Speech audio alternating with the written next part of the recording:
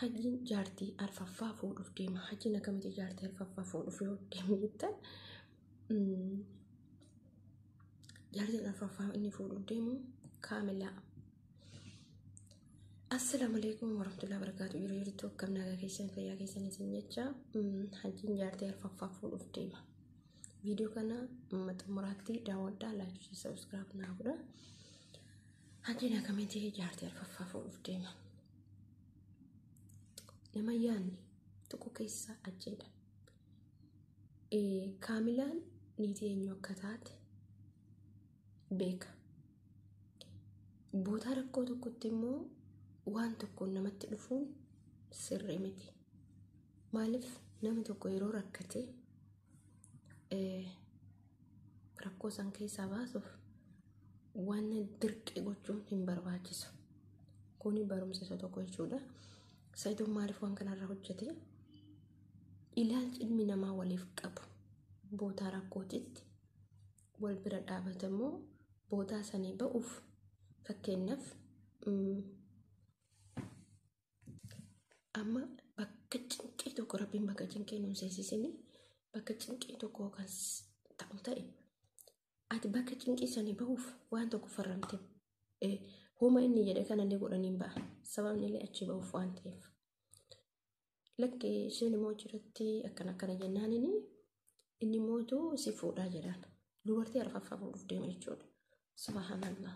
Namni kun kan jiraatu biyya ormaa keessa dubartii isaa dura akkamitti jiraachisaa jira? Caaltuun akkam turte? Imaan akkam turte? Faayuun akkam turte? Inni dubartoota argate hundumaa fuudhee gadhiisuu barbaada. Asirraa mee maal barattu? Ani waan isarraa baradhe tokko namni kun akkamitti akka itti inni yaadu hin beeku. Ani hin beeku.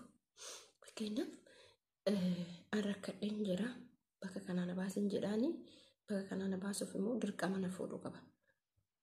Haasofni isaa jechuudha. Ishee duraa sanii isii lamaffaa isii sadaffaa maal godhuu hedde? Achirratti wanni kun kan hojjetameef akkuma jarri jette namni waan tokko yeroo ammaa kana keessatti of eeggannoon hojjechuun dirqama isaati. Yeroo namni tokko sitti bilbilaan eloo jedhamee waan faallaa dubbatu barbaadatti keessa keetitti shakkuu qabu dirqama keeti. Hajjiin immoo yeroo hundumaa hin shakku. Hajjiin yeroo hundumaa hin gowwooma. Hin galtuuf dubbiin daftee. Maaliif nama ani miidiyaa hojjedha jedhee inni maabatan nama yaadu miti. Gizee amma ijoolleen baadiyyaatu isaa biyya ormaa keessa jiru deessatee shakkan waa shakkan jechuudha. Amma immoo inni abdii waan shakku. Aara si fuudhaa rakkoo maal qabaa? Isin barniitii namaati. Abdataadhaan maal jechuudha? Itti hima. Qalbii kan niitii namaa fuudhanii otoo nikaa ofirraa qaban niitii nama fuudhuun hin ta'a. Asirratti wanni dubbachuu barbaade obboleen kiyyaa dubartoonni otoo arganitti deemanii isa kanatti immoo dubartoonni otoo arganitti deeman jechuudha. Maal jechuun inni akkamitti yaada? Gaafa otoo fakkeenyaaf arfaffas ka fuudhate shanaffallee ma fuudha jechuudha. Maaliif wanna kana godha beektanii? Tokko nuti dubartoonni ofii keenya hojjannee kiraa mana boci mana keessaa ofii dandeenya ta'a. Namni kun otoo cinqamee gubatee hojjetii duraa san caaltu irratti otoo cinqamee gubatee caaltu akkasitti inni odoo caaltu nyaachisuu baatte dubartii takka ol jedhee caaleen laala. Sababni illee isin ofii hojjetteef itti waan ta'eef. Dubartoonni otoo mallaqa keessan warrumte amma hojjeessumaatti dabalaman kun mallaqa ofii qabatanii bakka inni gaafa dubartii takka dhiirri tokko gaafa dubartii takka fuutu alaafinnata hunda guutte fuute. Ilmaan barsiisuu, wajjii mana keessaa, wajjii mana barumsaa akkuma aadaa keenya jechuudha. Yaada amma teknooloojiin jijjiiramee dubartoonni dhiira fedhiidhaan garuu kan fedhiin jiraa. Fedhiidhaan sirriin dubartiin kamuu abbaa manaa ishee hin gargaarti. Garuu immoo hajjiin leekee darbe jechuudha. Kanaaf inni dubartii ma fuudhuu barbaada. Kaamilallee ma fakkeenya footoo ka fuudhu ta'e gaafa isiin xiqqoo akkas girgiri jette hin baafachiisa jechuudha. Wanni akkasii sun maaliif ta'e? Namni kun immoo Hajjiin immoo jechuudha.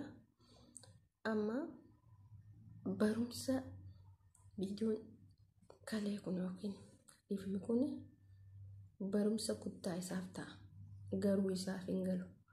Nutiifis immoo warroota shamarranii hammam barumsa irraa argatta. Warroonni dhiirallee hammam barumsa nama kanarraa argattan. Namni kun immootu yoom uf beeka. Yoom uf beekee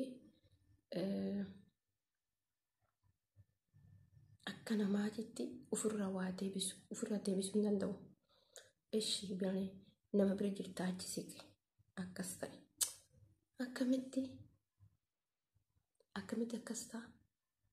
Hajji xiqqoo mataa keenya shagale yaaddu kaleessa akkas harree akkas dheengadde akkas dubartii faffaachuun yeroo ammaa kana keessatti jireenya gubataa kana keessattuu Yamanii keessatti akka duree miti.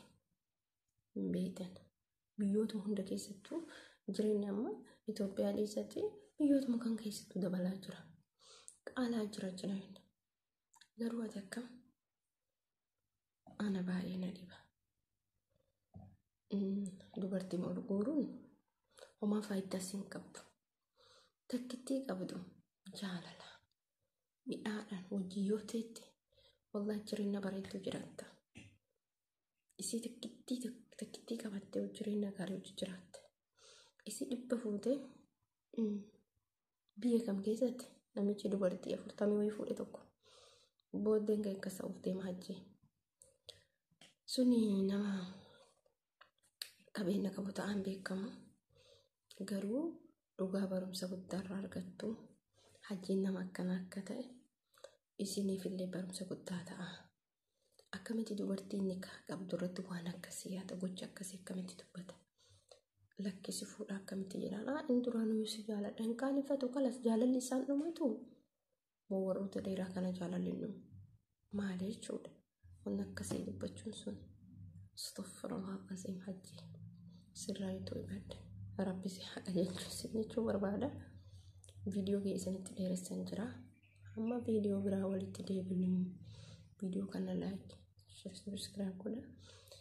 Warroonni qeeqa barbaadan warroonni na gorsuu barbaadan koomentiin na barreessuu dandeettu. Yookaan immoo hojiin kee gaariidha itti fufii duubatti hin deebiin warroonni jettanillee milkaa'amni isiniin jedhee jira. Isin jechuu barbaada. Amma viidiyoo biraa walitti deebinutti dhaqannaa.